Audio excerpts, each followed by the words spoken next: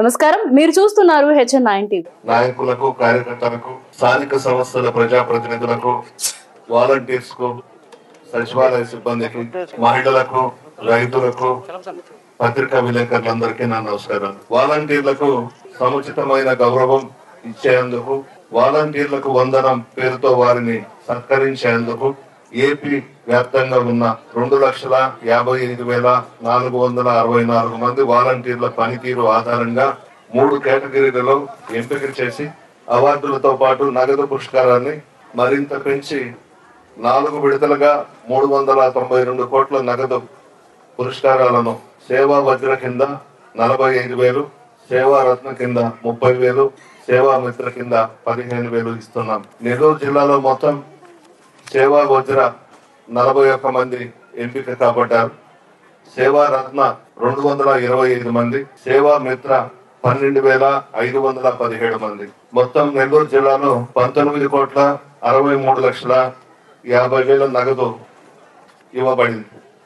మన నియోజకవర్గంలో 5 వాలంటీర్లకు సేవా వజ్ర, 25 మంది వాలంటీర్లకు సేవా రత్న, ఏడాది పాటు ఎటువంటి ఫిర్యాదులు లేకుండా పనిచేసిన 1,744 మందికి సేవా మిత్ర అవార్డులు ఇస్తున్నారు. కొడవలూరు మండలంలో 1 వాలంటీర్కు సేవా వజ్ర, 5 వాలంటీర్లకు సేవా రత్న, 257 మంది వాలంటీర్లకు సేవా మిత్ర పురస్కారాలు ప్రదానం చేయడం గర్వంగా ఉంది. ఇప్పుడు వాలంటీర్ల సేవలు లేకపోతే ప్రజలు కూడా ఊరుకునే పరిస్థితి లేదు. అంతగా వాలంటీర్ల వ్యవస్థ ప్రజల్లోకి వెళ్లిపోయింది. ముఖ్యమంత్రి గారు శ్రీ వైఎస్ జగన్మోహన్ రెడ్డి గారు మేనిఫెస్టోలో, పాదయాత్రలో అధికారంలోకి రాగానే వాలంటీర్స్ వ్యవస్థను, సచివాలయ వ్యవస్థను తీసుకువస్తామని చెప్పిన మాట మీ అందరికీ తెలుసు. అందులో భాగంగానే అధికారంలోకి రాగానే ఈ వాలంటీర్స్ వ్యవస్థను, సచివాలయ వ్యవస్థను తీసుకురావడం జరిగింది. గాంధీ గారు కలలు కన్నారు. గ్రామ స్థాయి నుంచి పరిపాలన చేస్తే బాగుంటుందని ఆయన కలలను నిజం చేస్తూ రాష్ట్ర ముఖ్యమంత్రిగా శ్రీ వైఎస్ జగన్మోహన్ రెడ్డి గారు ఈ సచివాలయ వ్యవస్థను, వాలంటీర్స్ వ్యవస్థను తీసుకురావడం జరిగింది.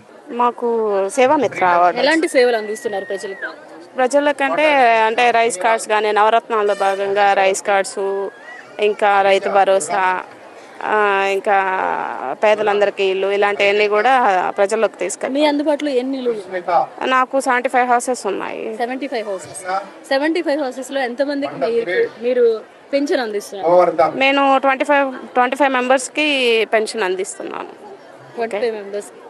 సో అందరి రెస్పాన్స్ ఎలా ఉంది? చాలా గ్రేట్ఫుల్గా ఉంది. అందరూ బాగా హ్యాపీ. ఎప్పుడైనా ఉందంట అలాగా? లేదు, లాస్ట్ టైం అయితే అంటే గత ప్రభుత్వంలో అయితే ఇలా ఏమీ లేదు. ఇప్పుడైతే చూడడం ఏమనిపిస్తుంది? వాళ్ళందరికీ కూడా అంటే చాలా హ్యాపీగా ఫీల్ అవుతున్నారు. ఎందుకంటే మండలం చుట్టూ ఎలాగా తిరగాలి, అందువల్ల వాళ్ళు చాలా హ్యాపీగా ఫీల్ అవుతుంది. ఈరోజు మీకు గౌరవప్రదమైన అవార్డులు లభించాయి, మీరు ఎలా ఫీల్ అవుతారు? నేను చాలా హ్యాపీగా ఫీల్ అవుతాను. ఏం చెప్తారు మీ జగన్ అన్నకి అండ్ నలపరెడ్డి సార్? అంటే నలపరెడ్డి ప్రసన్న కుమార్ రెడ్డి గారు ఇంకా గొప్ప మెజారిటీతో రావాలని కోరుకుంటున్నాను, ఆశిస్తున్నాను. అలాగే జగనన్న గారు కూడా ఇంకా పెద్ద మెజారిటీతో రావాలని నేను ఆశిస్తూ కోరుకుంటున్నాను. ప్రభుత్వం ఇచ్చే సంక్షేమ పథకాలను ప్రజలకు అందజేయడం, అభివృద్ధి కార్యక్రమాల్లో భాగస్వామ్యులు కావడం, ప్రజల సమస్యల మీద స్పందించడం చాలా బాగా జరుగుతూ ఉన్నాయి. వాలంటీర్స్ వ్యవస్థ జగన్మోహన్ రెడ్డి గారి మానస పుత్రిక. చాలా బాగా పనిచేస్తున్నారు. అందరూ కూడా పసిబిడ్డలే, బాయ్స్ కానీ ఆడపిల్లలు కానీ ప్రజల మధ్య ఉంటూ ప్రభుత్వం ఇచ్చే పథకాల మీద స్పందిస్తూ ప్రజల కష్ట సుఖాల్లో భాగస్వాములైతూ జగన్మోహన్ రెడ్డి గారికి మంచి పేరు తీసుకొస్తున్నారు. అదేవిధంగా సచివాలయ వ్యవస్థ. ఇంతకు ముందు మనం ఏదైనా పని కావాలంటే ఎంఆర్ఓ గారి ఆఫీస్కి వెళ్ళాలి, ఎంపీడీఓ గారి ఆఫీస్కి వెళ్ళాలి, జాయింట్ కలెక్టర్ గారి దగ్గరకు వెళ్ళాలి, కలెక్టర్ గారి చుట్టూ ప్రదక్షిణలు చేయాలి. ఈ రోజు ఆ పరిస్థితి లేకుండా గ్రామ స్థాయిలోనే అన్ని సమస్యలు పరిష్కారం అయ్యే విధంగా జగన్మోహన్ రెడ్డి గారు ఒక నిర్ణయం తీసుకొని సచివాలయ వ్యవస్థను, వాలంటీర్స్ వ్యవస్థను తీసుకురావడం జరిగింది.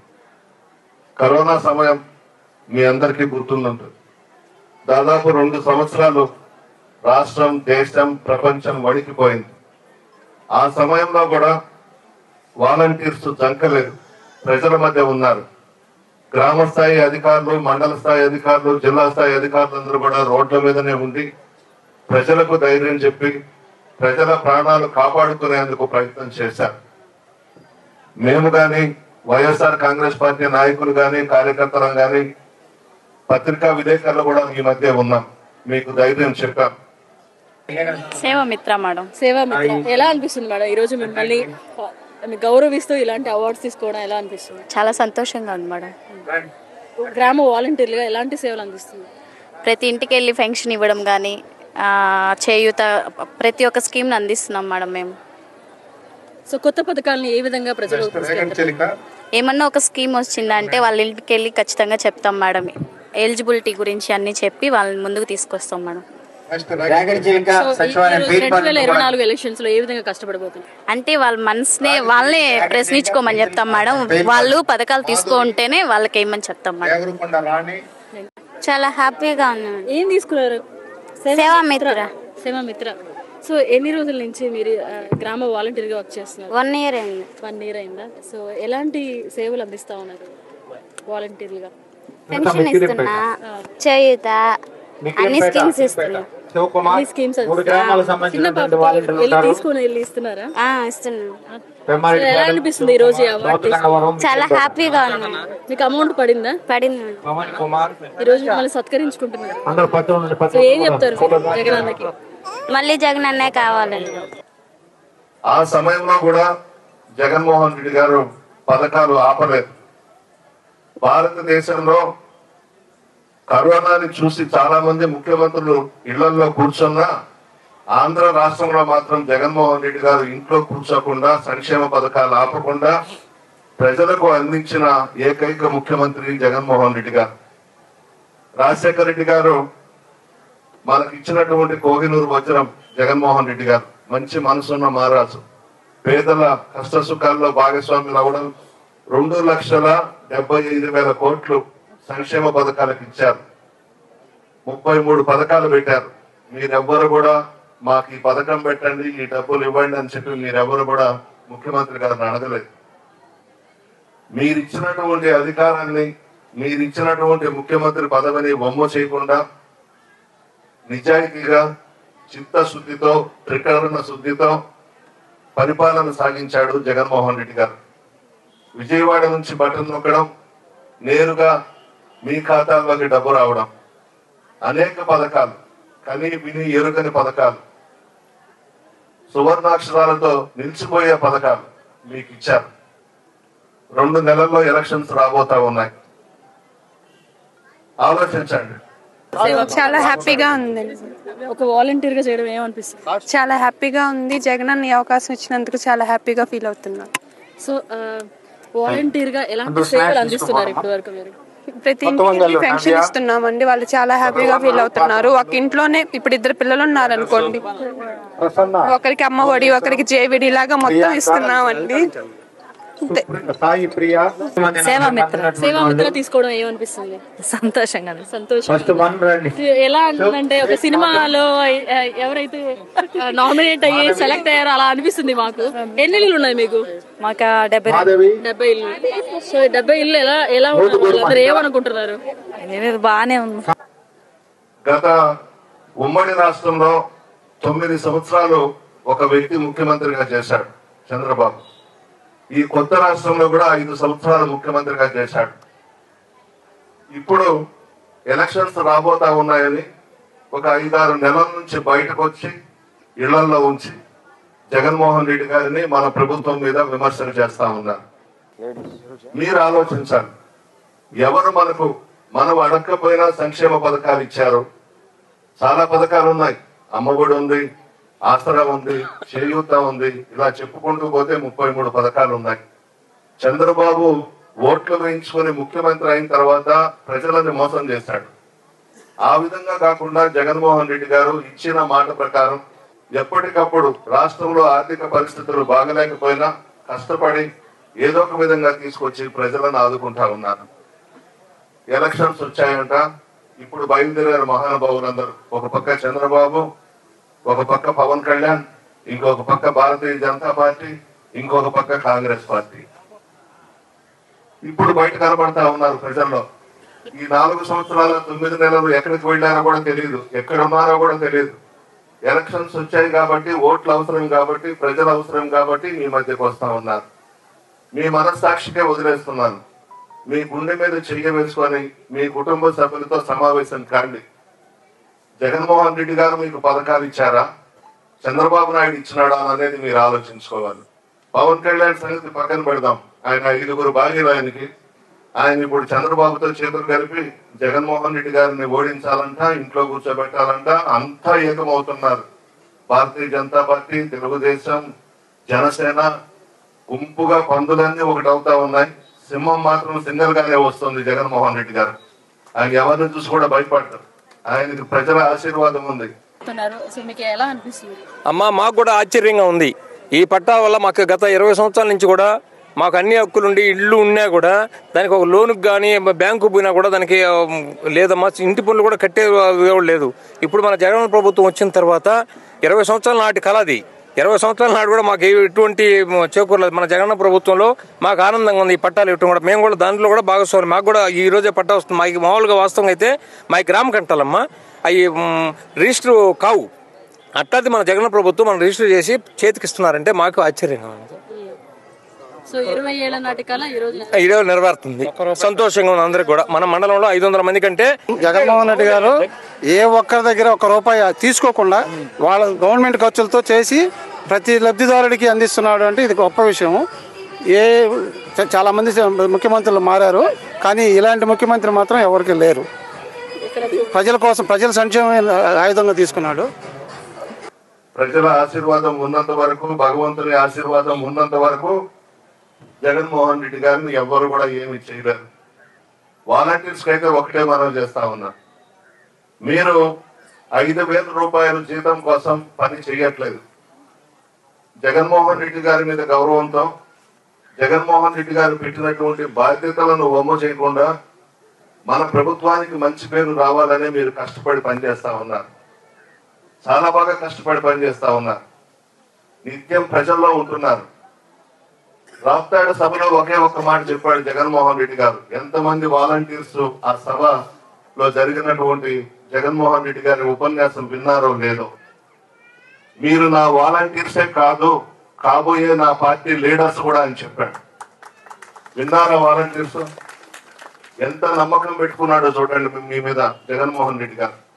మీరు పడిన కష్టం, మీరు ప్రభుత్వానికి తీసుకొస్తున్నటువంటి పేరు, చాలా బాగా కష్టపడుతున్నారమ్మా.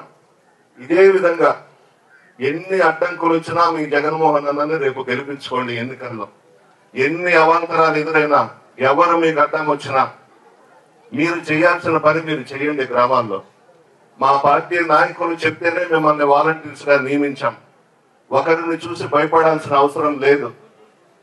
కేసులు పెడతారని భయపడాల్సిన అవసరం లేదు. వాలంటీర్స్ గా తీసేస్తారేమో అని భయపడాల్సిన అవసరం లేదు. మీకున్నది ఏకైక అస్త్రం, మరలా జగన్మోహన్ రెడ్డి గారిని ముఖ్యమంత్రిగా పట్టాభిషేకం చేయాలి. ఆ కుర్చీలో కూర్చోబెట్టే వరకు మీరు ఎవరు కూడా నిద్రపోవద్దు.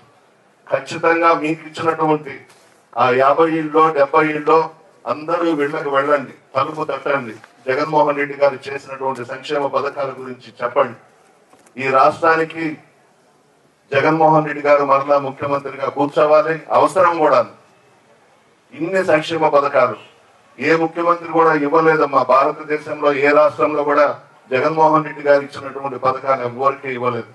సచివాలయం పరిధిలో 2 గ్రామ పంచాయతీలు ఉంటాయండి. ఒకటి దక్షిణ హరిజనవాడ, గౌతమ్ నగర్ గా పేరు మార్చుకున్నాము. నెక్స్ట్ ఇంకొక పంచాయతీ వచ్చి నాయుడుపాలెం అండి. సో గౌతమ్ నగర్ లో 425 అంటే 425 కుటుంబాలు ఉన్నాయి. అండ్ అదే విధంగా నాయుడుపాలెంలో 408 కుటుంబాలు నివసిస్తున్నాయండి. ఈ 2 గ్రామ పంచాయతీలలో మొత్తం 17 మంది వాలంటీర్లు పనిచేస్తున్నారు. సో వీరంతా ప్రతి నెల 1వ తారీఖు ఖచ్చితంగా వెళ్ళి పెన్షన్లు ఇస్తారు. అదే విధంగా ఏ కుటుంబానికి ఏ సంక్షేమ పథకం వర్తిస్తుందో ముందుగానే గుర్తించి నేను వచ్చేసిన నా దగ్గర తీసుకొచ్చి ఆ పథకం వాళ్ళకి వర్తించేలాగా అప్లై చేయిస్తారు. అండ్ వాళ్ళకి ఆ సంక్షేమ పథకాన్ని అందజేస్తారండి. సో వాళ్ళకి ఏ విధంగా వీళ్ళలో నిర్లక్ష్యం వహించరు. సో వాలంటీర్లుగా నా సచివాలయ పరిధిలోని 17 మంది వాలంటీర్లు పూర్తిగా వాళ్ళ మొత్తం ఎఫర్ట్స్ అన్ని పెట్టి వర్క్ చేస్తారండి. సో ప్రతి కుటుంబానికి అవసరమైన సంక్షేమ పథకాలు ఏదైనా ప్రాబ్లం ఉంటే ఏ డాక్యుమెంట్ తెచ్చియాలి, ఆ డాక్యుమెంట్ ఎలా తెచ్చివ్వాలో కూడా వాళ్ళే దగ్గరుండి తీసుకొచ్చి నా చేత అప్లై చేయించి దాని అప్రూవల్ అయ్యేంత వరకు కూడా వాళ్ళ దగ్గరుండి పర్యవేక్షిస్తారండి. సో బాగా వర్క్ చేస్తారండి వాలంటీర్లు అందరూ. ఈ అవకాశం ఇచ్చినందుకు ధన్యవాదాలు. పెన్షన్స్ తెలుగుదేశం గవర్నమెంట్ లో ఆఫీసుల చుట్టూ తిరిగి కాళ్ళు అరిగిపోయేదాకా తిరిగి ఉదయం పోతే సాయంత్రం దాకా కూర్చోబెట్టి మంచినీళ్ళు కూడా ఇచ్చేవాడు కాదు. ఈ రోజు ఆ పరిస్థితి లేదు.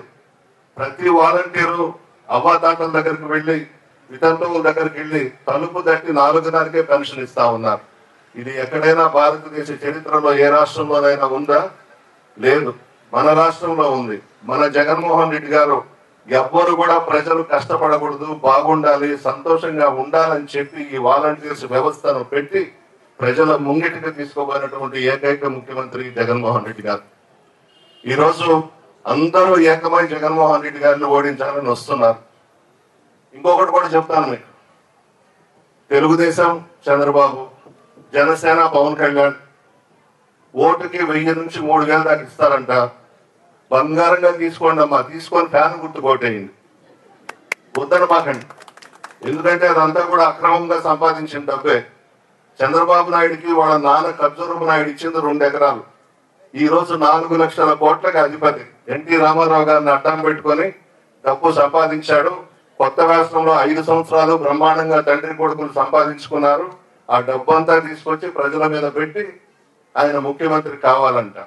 ప్రజల నాయకులు కాదు, ప్రజలు రాజకీయ నాయకుల కన్నా తెలివి కదా వాళ్ళు ఎవరిని ముఖ్యమంత్రిగా చేసుకుంటే లబ్ధి పొందుతామో, ఇన్నేళ్లు మనం ఎవరి వల్ల లబ్ధి పొందామో అనేది చాలా చైతన్యవంతులైనటువంటి వ్యక్తులు ప్రజలు.